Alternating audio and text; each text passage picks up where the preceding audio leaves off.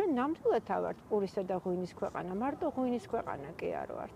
და ჩვენ რომლებსაც გვაქვს ბუნებრივად ეს სიმდიდრე, ესე იგი მსოფლიოში 20 არის აღწერილი სახეობა, ამ 20-დან 14 საქართველოში დარეგისტრირებულია, 14-დან 5 ენდემია და უამრავი ხალხური სელექციის ჯიში გვაქვს. ანუ უმდიდრესი ვართ ამ მხრივ რა. მთელი მსოფლიო ხმარობს ამ ჩვენ ენდემურ სახეობებს სასელექციოდ გენეტიკური, ანუ გაუმჯობესებისთვის და აღიარებს მთელი მსოფლიო, რომ ეს მომავლის ხორბლებია, იმიტომ რომ ეს გამობრძმედილი არის, ეს საუკუნეებ გამოვლილი ხორბლებია. ჩვენ მოვიტანეთ ესენი აქამდე. ეს ხორბლები არის ველურ ხორბალსა და თანამედროვე ხორბალს შორის გარდამავალი რგოლი.